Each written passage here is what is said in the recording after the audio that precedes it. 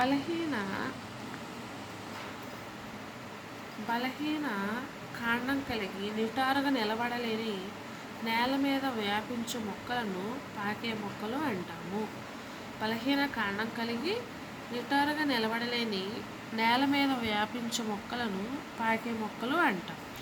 దేన్నైనా ఆధారం చేసుకొని పైకి ఎక్కే లేదా ఎగబాకే వాటిని ఎగబాకే మొక్కలు అంటాము. ఇవి గుల్మాలు, పొదలు, వృక్షాలకు భిన్నంగా ఉంటాయి. బహుశా మీ పాఠశాలలో లేదా ఇంట్లో మీరు జాగ్రత్తగా చూసుకునే కొన్ని మొక్కలు ఉండవచ్చు. మీ ఇల్లు లేదా పాఠశాలలో పెరుగుతున్న ఏవైనా 2 వృక్షాలు, గుల్మాలు,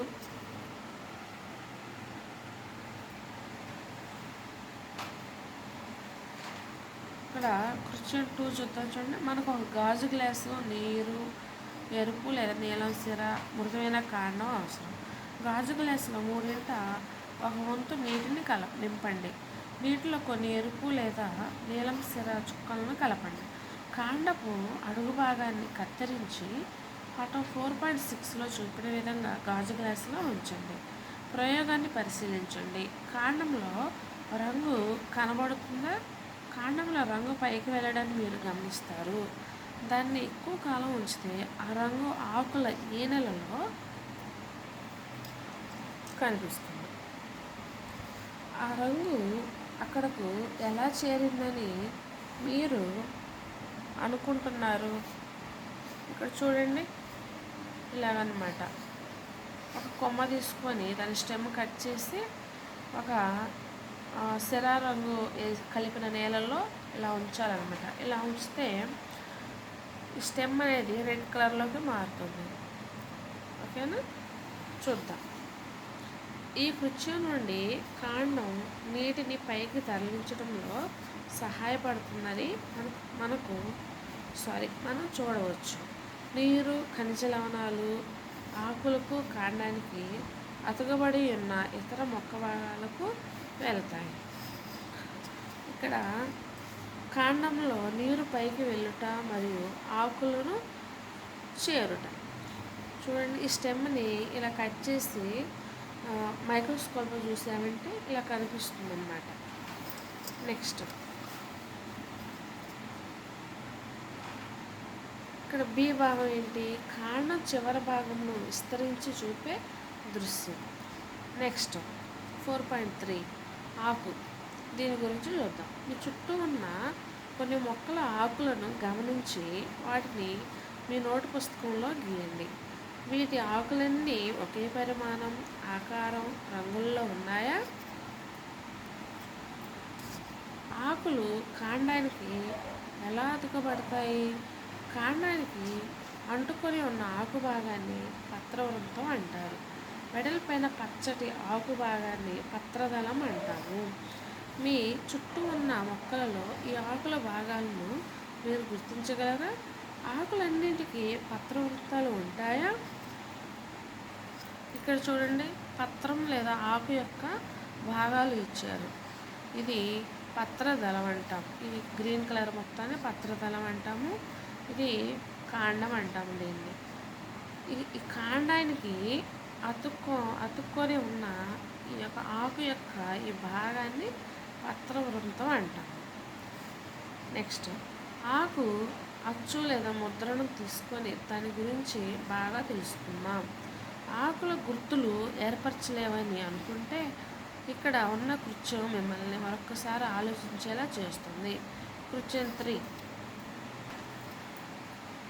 మీ నోట్ పుస్తకంలో తెల్లటి కాగితం లేదా షీట్ కింద ఒక ఆకు ఉంచండి. పటం 4.9లో చూపిన విధంగా దాన్ని పట్టుకోండి.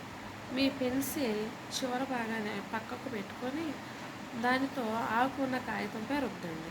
కాగితంపై కొన్ని గీతలతో ముద్రను పొందారా? ఆ గీతలు ఆకుపై ఉన్న వాటిని పోలి ఉన్నాయా? ఆకుపై ఉన్న ఈ గీతలను ఈనెలు అంటాము. ఆకుపై ఉన్న గీతలను ఈనెలు అంటారు. మీరు ఆకు మధ్యలో ఒక స్పష్టమైన గీతను చూసారా? దీన్ని నడిమి ఈనె అంటాము. ఏమంటా? నడిమి ఈనె అంటారు. ఒక ఆకులో ఈనెలతో చేయబడిన రూపురేఖలను ఆకుల ఈనెల వ్యాపనం అంటాము. ఆకులో ఈనెలతో చేయబడిన రూపురేఖను లేదా డిజైన్ను ఆకుల ఈనెల వ్యాపనం అంటాము. ఓకేనా. నడిమి ఈనకు ఈ రూపురేఖ రెండు వైపులా వలలాగా ఉంటే అది జాలాకార ఈనెల వ్యాపనం అంటాము. నెక్స్ట్ పటం 4.10a. గడ్డి ఆకులలో ఈనెలు ఒకదానికొకటి సమాంతరంగా ఉన్నట్లు మీరు చూసి ఉండవచ్చు. అది సమాంతర ఈనెల వ్యాపనం. ఇది పాఠం 4.10bలో చూడవచ్చు. మొక్క నుండి ఆకులను తీసివేయకుండా వీలైనన్ని ఎక్కువ ఆకులతో ఈనెల వ్యాపనాన్ని గమనించండి. నమూనాను గీయండి. ఇక్కడ చూడండి, ఆకు యొక్క ఆకారాన్ని ముద్రించడం. ఆకును తీసుకొని ఇంతకుముందు చూసా కదా కృత్యంత్రి, అదన్నమాట ఈ డయాగ్రామ్. నెక్స్ట్ ఇక్కడ చూడండి, ఇది ఆకు ఈనెల వ్యాపనం 2 టైప్స్ అన్నమాట. 2 రకాలుగా ఉంటుంది. ఒకటి జాలాకార ఈనెల వ్యాపనం, సమాంతర ఈనెల వ్యాపనం. ఏ వచ్చేసి జాలాకార ఈనెల వ్యాపనం. ఇందులో నడిమి ఈనె ఉంటుంది, సైడ్ ఈనెలు కూడా ఉంటాయి. రెండవది సమాంతర ఈనెల వ్యాపనం. ఇందులో మాత్రం అన్ని ఈనెలు ఒకేలాగా ఇలా లాస్ట్ ఎండింగ్ వరకు కూడా ఇలా ఉంటాయి అన్నమాట, సమాంతరంగా. అందుకని ఇది సమాంతర ఈనెల వ్యాపనం అంటాము. ఓకేనా. నెక్స్ట్ జాలాకార సమాంతర ఈనెల వ్యాపనాన్ని కలిగిన కొన్ని మొక్కల పేర్లను రాయండి. ఇప్పుడు పత్రం యొక్క కొన్ని విధులను కనుక్కుందామా. కృత్యం 4 చూద్దాం.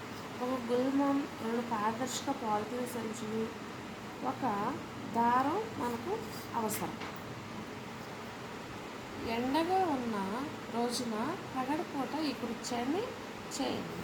సూర్యకాంతిలో ఎక్కువ నీరు పోసి పెంచుతున్న ఆరోగ్యకరమైన మొక్కను ఉపయోగించండి. ఆకులు గల మొక్క కొమ్మను ఒక పాలిథిన్ సంచితో మూసి దాని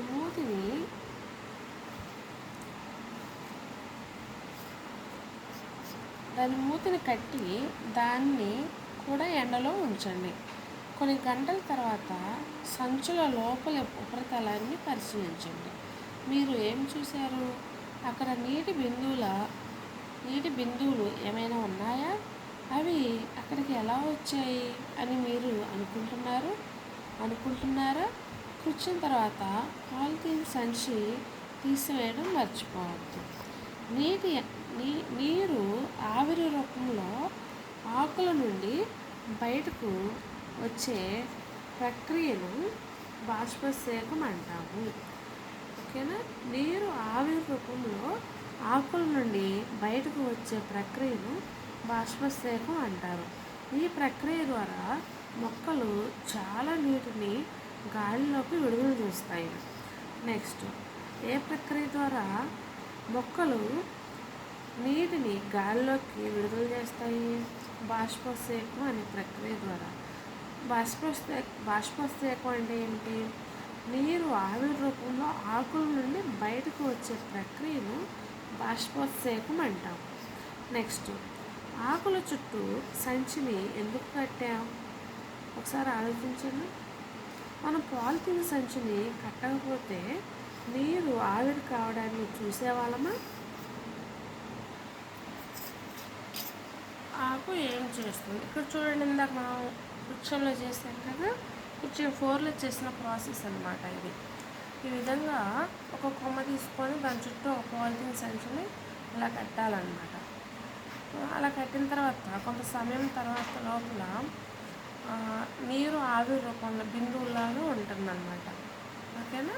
ఇప్పుడు పాలిథిన్ సంచిపై నీరు కనిపించడాన్ని చేసింది ఏది చెప్పండి? ఏ ప్రక్రియ? 5వ అధ్యాయంలో కొన్ని కృత్యాలలో నీరు వివిధ రూపాల్లోకి మారడాన్ని మనం గమనించాం. మీరు వీటి గురించి ఆలోచించి పాలిథిన్ సంచిపై నీటి చుక్కలు కనిపించే ప్రక్రియకు పేరు పెట్టగలరా? ఏంటి ఆ ప్రక్రియ పేరు? ఇంతకుముందే చెప్పాను కదా, బాష్పోత్సేకం అన్నమాట. నెక్స్ట్ ఆకులు మరొక విధిని కూడా కలిగి ఉన్నాయి. దాని గురించి అధ్యయనం చేద్దాం. కృత్యం 5 చూద్దాం.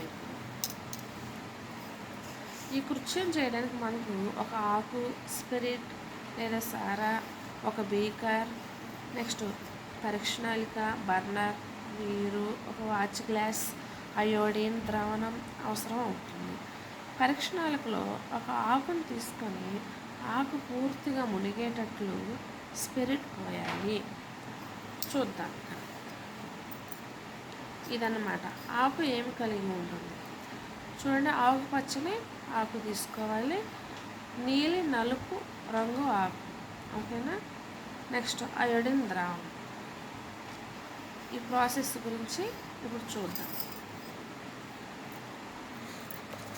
గమనిక, ఈ కృత్యంలో స్పిరిట్ ఉపయోగించడం మరియు వేడి చేయడం వంటివి ఉంటాయి కాబట్టి దాన్ని తరగతి గదిలో ఉపాధ్యాయుని ద్వారా ప్రదర్శించాలని సూచించబడింది. ఇప్పుడు సగభాగం నీటితో నింపిన బీకర్లో పరీక్షణాళికను ఉంచండి, ఓకేనా. ఒక బీకర్లో సగభాగం వరకు నీరు పోయాలి, ఆ బీకర్లో పరీక్షణాళికను పెట్టాలి. ఆకులోని ఆకుపచ్చ రంగు అంతా పరీక్షణాళికలోకి స్పిరిట్లోకి వచ్చే వరకు వేడి చేయాలి. ఆకుని జాగ్రత్తగా వెలుపలికి తీసి నీటితో శుభ్రపరచండి.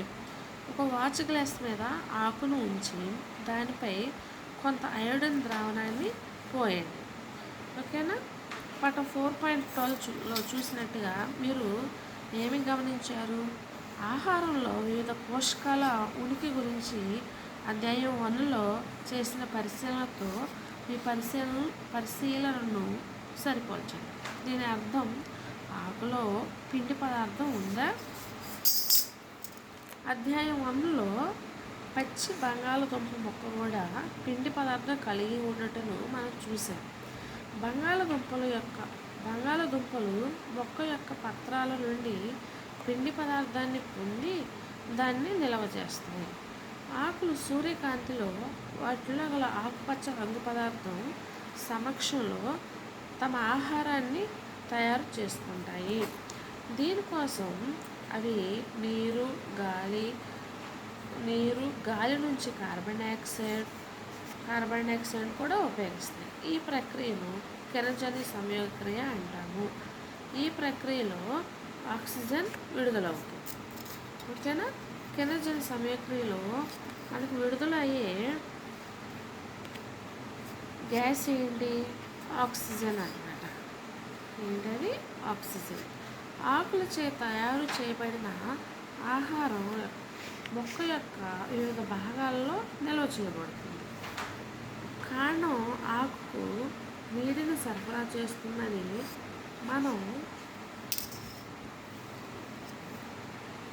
చూసాం. ఆకు ఈ నీటిని ఆహారం తయారు చేయడానికి ఉపయోగిస్తుంది. బాష్పశేకం ద్వారా కూడా ఆకులు నీటిని కోల్పోతాయి. కాండం ఆకులు నీటిని ఎలా పొందుతాయి? అక్కడ వేర్ల పాత్ర వస్తుంది. ఇప్పుడు 4.4లో వేరు గురించి చూద్దాం. ఓకే, ఇక్కడ చూడండి. ఇక్కడ ఈ ప్రాసెస్ ఏంటంటే, ఇక్కడ ఈ ఆకుని తీసుకొని ఈ బీకర్లో స్పిరిట్ పోసి దీనిలో ఆకును ముంచాలన్నమాట. ఇలా ఆకును ముంచడం వల్ల స్పిరిట్లో దానిలో ఉన్న క్లోరోఫిల్ మొత్తం కూడా పోతుంది శుభ్రంగా.